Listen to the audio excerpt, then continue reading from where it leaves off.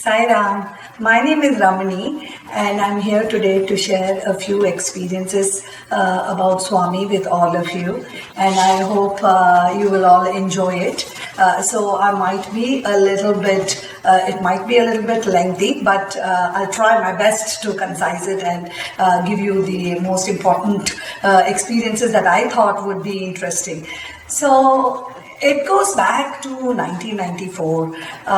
We were in Toronto, Canada, and I became a Balavikas teacher at that time. We were raising two boys, young boys, and I had a selfish reason also to accept the position of becoming a Balavikas teacher, because I wanted the boys to come with me to Balavikas. So the only way that I could do that was get them to, and so Vivek and Deepak began coming with me to Balavikas, and they began enjoying Balavikas, so which was good.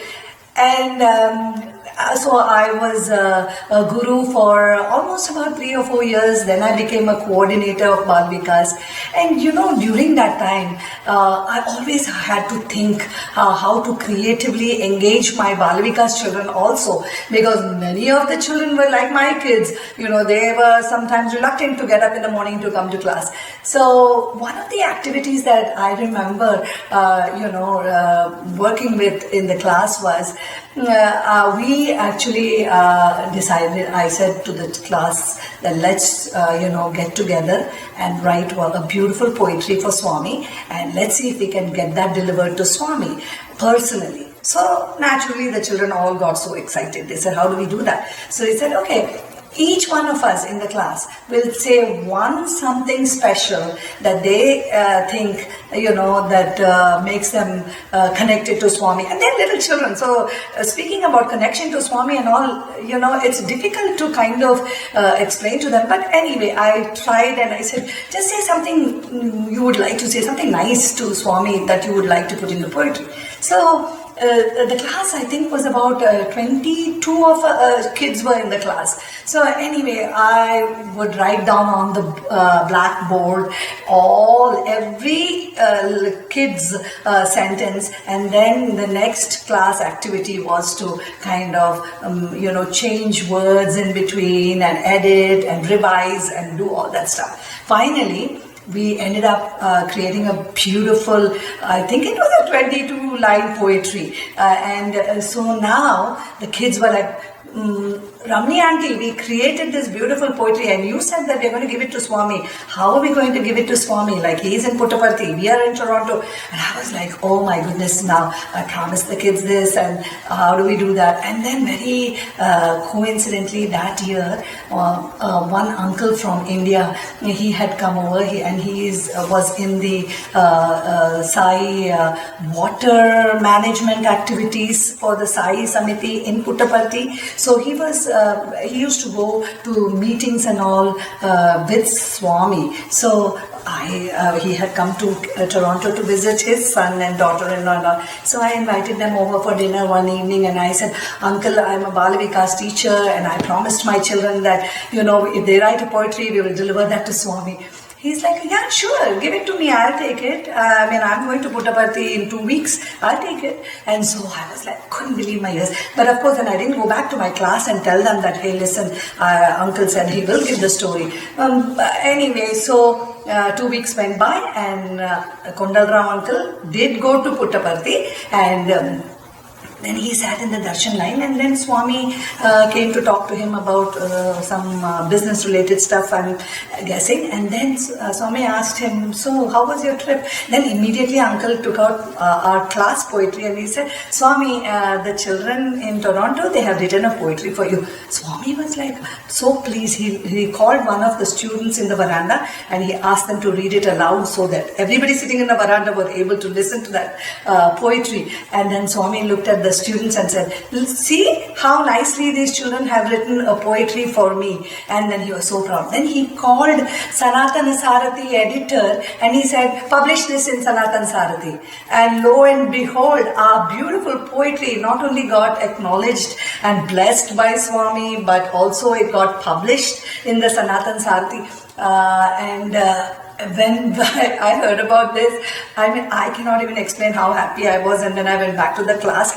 This kind of only made all the children believe that, okay, if you do something truly, with a desire to deliver that, and they really wanted to Swamy to get that, Swamy definitely blessed it. So that was a very, very, so fulfilling and so rewarding to me and to my class.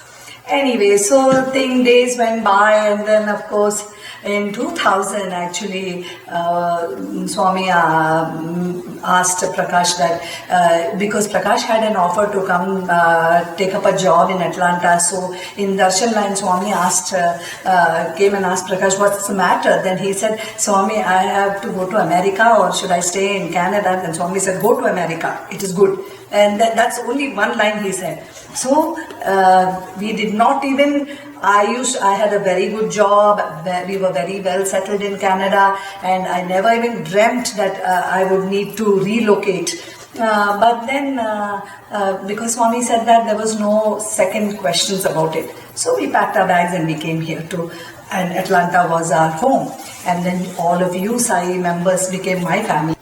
So in 2000 we moved to Atlanta. Things were going really great for us. Deepak started his high school, Vivek went to college, to the university, and everything was going fine. And in February 2002, Swamy performed both Vivek and Deepak's Upanayinam in a private interview room. I still remember that.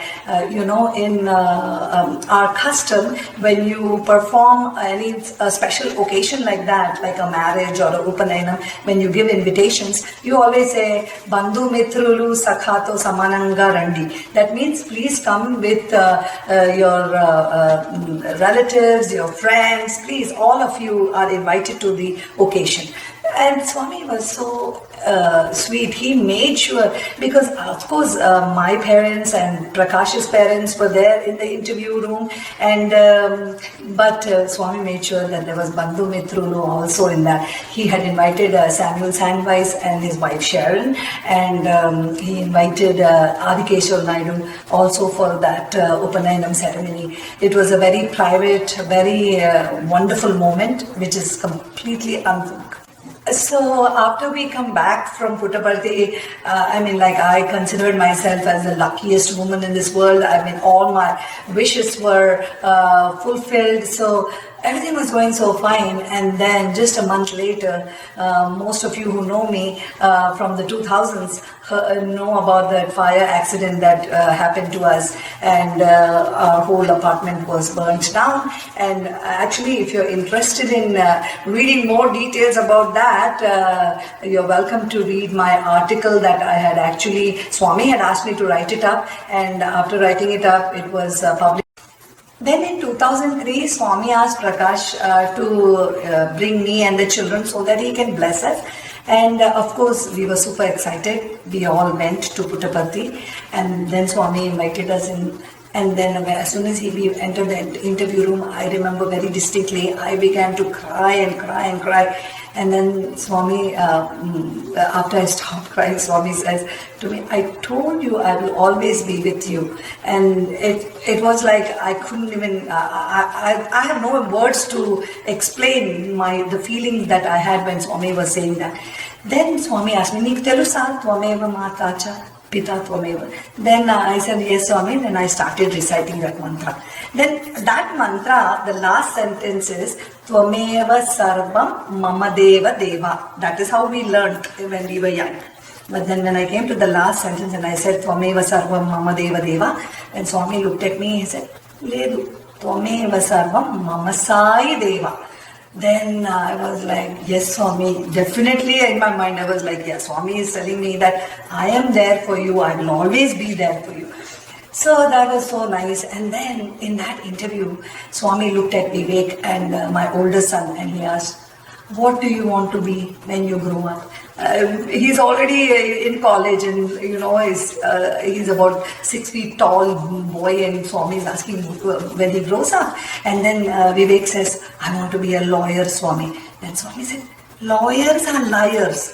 Oddu, go to medical school, I will give you a seat, then you come and do seva also. And I was like, oh my goodness, this boy, all his undergrad courses were business related and all that stuff. What is going to happen anyway? I just kept quiet, and I was like, okay, whatever Swamy's will. And of course, lo and behold, we come back. And then I don't know what happened to my son Vivek. He comes back, he takes all the required courses to go to medical school. He ended up going to medical school, and he's a practicing physician today. So which is very, very, fortunate. It is Swamy's blessings only. And I know that my son Vivek, he does a lot of service, just as how Swamy wanted. So that definitely that is his Swamy's blessings. So then I wanted to ask Swamy that I want to spread your message, Swamy. So can I go ahead and spread your message? And in my mind, I'm thinking that I want to, go around and talk about Swamy in different places, at centers, in schools, in organizations. That maybe those were the thoughts that I was thinking in my head when I was asking him that. But then immediately Swamy cut me off and he said, no. Then I was like, oh. Then he looked at me, he knew that I was like, scared, that he said no. So then he very lovingly, he said, in Telugu, he told me, no, you live your life the way you are living, and that is how you will spread my message.